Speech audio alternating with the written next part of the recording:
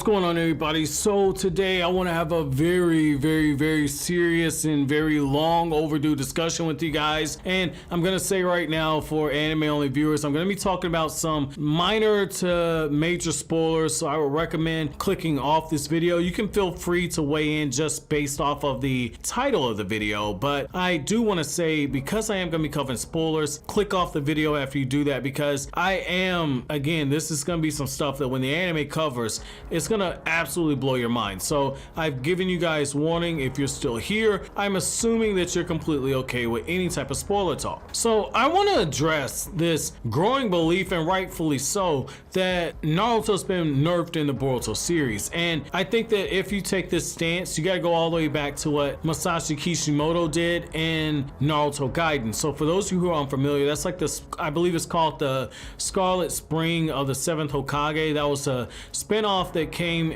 part of the Naruto New Era project, which was a series of releases that continued the Naruto story after the Naruto manga ended. And so one of the first releases we got, it should have been the third release after Naruto the Last and after the Kakashi Hiden novel, was a spin-off manga that was drawn by Masashi Kishimoto. Well, it was in that arc that we find out that Kurama gets on to Naruto for getting rusty and for not having his senses at full strength, and everything on there. That became the first sign that, okay, Naruto being Hokage's made him a bit rusty. Then in the Momoshiki battle in the Boruto movie, the same thing. It becomes clear Naruto's still extremely powerful, but Naruto's still a bit rusty as well. And the other thing is in that fight, we find out that, like, hey, wait a second, like, Naruto and Sasuke have been nerfed. Like, Naruto has, in the anime, it's confirmed over 50% of his chakra extracted from him, so he can't even enter into his Sage 6 pass mode. Like, Naruto during that fight is fighting in that KCM2 version, at least in the Boruto manga. In the anime, or excuse me, in the Boruto anime and the Boruto movie, he's fighting in that KCM2 form, whereas in the manga, I'm pretty sure that he doesn't have pigmentation. So I'm gonna have to go back and check that. I'll probably put the scan up on the video for you guys to see, so you can get confirmation of that. But what's interesting is even Sasuke was nerfed during that fight, because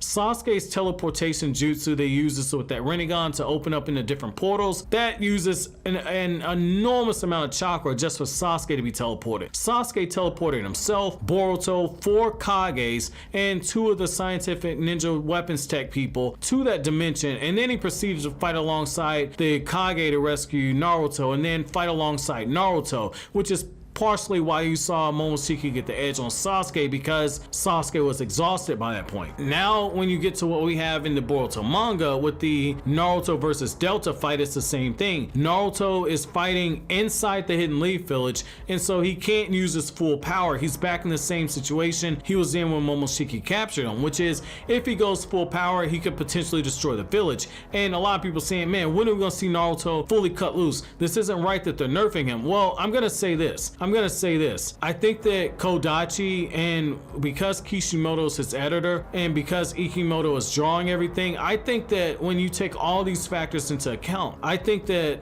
especially when you take into account Ikimoto's Dragon Ball influence, I think that they're doing the same thing that Akira Toriyama did with Son Goku. Now, I'm gonna say this again, I said this in the Boruto manga, forget everything you know about the Dragon Ball Z anime, forget everything you know about Dragon Ball Super. If you watch the Dragon Ball anime, just scrap all that. I'm gonna be referring to the manga. I'm not referring to any of the dub stuff, anything like that. Just stick with me for a second, you'll see where I'm going with this. So when you read the Dragon Ball manga, one thing that becomes very clear is Akira Toriyama realized that Son Goku had become too powerful, and he realized this within 200 chapters of the story, which is why all of a sudden when he has to introduce a stronger villain, he says, oh, well, how do I explain why Goku is so much stronger than everyone else? How do I explain why there's someone who is much stronger than Goku? How do I explain this? Oh, I know, I'll just make him an alien. That'll give me a blank check to write when it comes to making this new character super powerful. Now, the reason I bring that up is right after that, Goku is removed from the story. And so the Saiyan saga becomes this countdown to Goku returning.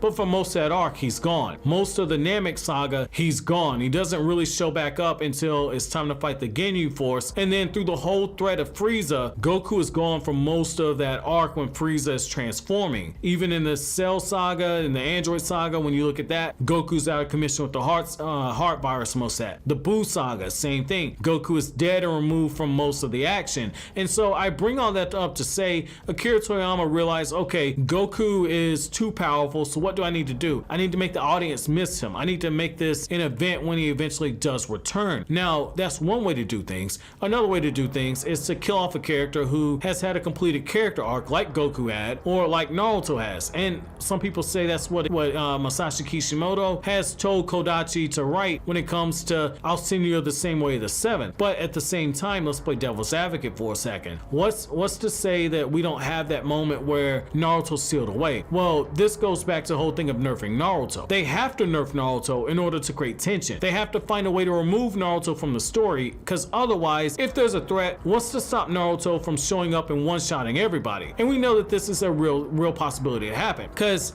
I'll just say this, let's go no further than when Ryogi, the ice style user that Shikadai became friends with, when that group of bandits that he was working with had taken that train, Naruto just casually zips in, he's in his QB chakra mode, and he just demolishes the train and brings the bad guy up and has him arrested. That's it, good night. The other one, Sasuke, after Konohamaru and Team 7 struggle with that mutated white Zetsu, what does Sasuke do? He takes the whole army of mutated white Zetsu out off screen. We don't even see the battle happen. These guys are too powerful. They're walking demigods. There's no threat anywhere where they can't get to. Let's put something in perspective for you, right? When the manga was ending, right, in volume 72, Naruto and Sasuke ran across 3 countries back to the land of fire to have their battle, and hardly any time it even passed during that time. Hardly any time it passed. So it doesn't matter where Boruto and Team 7 are. If they ever get in trouble, if Naruto really needs to go there and get there in a hurry, Naruto's gonna get there extremely quick. And so I think that by nerfing Naruto, it creates that tension, because if Naruto fights at full power, if he continually fights at full power, at this point we know that, okay, Naruto's gonna save the day. It doesn't give us a great payoff. By having Naruto nerfed, it gives us an opportunity for some other character to step up. But I want to know what you guys think. Do you think that they're making the right choice by nerfing Naruto? Do you think the story would probably be better served by having Naruto killed off, or do you think that Naruto needs to be allowed to go full power? And if this happens, I want an honest answer. If this does indeed happen, would you be one of those people who gets triggered at the fact that now there's a character who forces Naruto to go full power? I think that if that happens, there are gonna be a lot of comments of people saying there should be no characters this powerful in the Boruto series. So let me know down in the comment section below what side of the story you guys are on. Now, before we get out of here, I absolutely have to do the post notification shout out, and this week's post notification shout out is going to be going for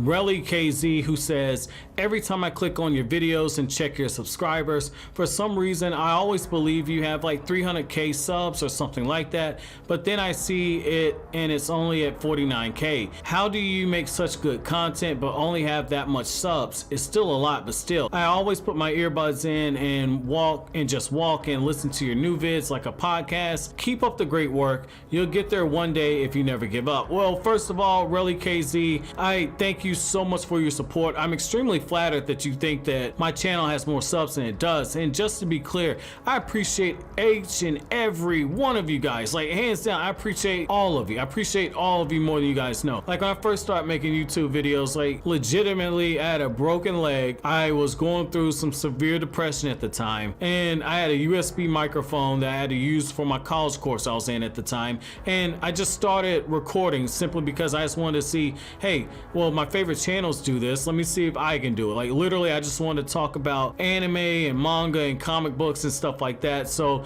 it's been very, very flattering and very, very humbling to have grown this far. When you wrote this comment, man, I was at 49,000 subscribers. Like, right now, I've got the 50,000 subscriber Q&A special that's getting ready to come, which I am going to be editing. Like, I am going to be editing that. Like, I'm going to be doing that probably sometime next week, so be on the lookout for that video. I've read your questions, I've done some responses to a lot of them, so be on the lookout for that. And also, my man, thank you so much for that podcast part, because I I applied for a position in out-of-state position for a sports organization to do some podcast work, but I didn't have enough podcast-like material to actually be able to put up for a portfolio. So comments like that, dude, you just encouraged me to keep striving for one of my dreams. So I completely appreciate what you just said. Now, with that being said, let's go ahead and get to this week's comment of the week, which you guys should be seeing on the screen right now.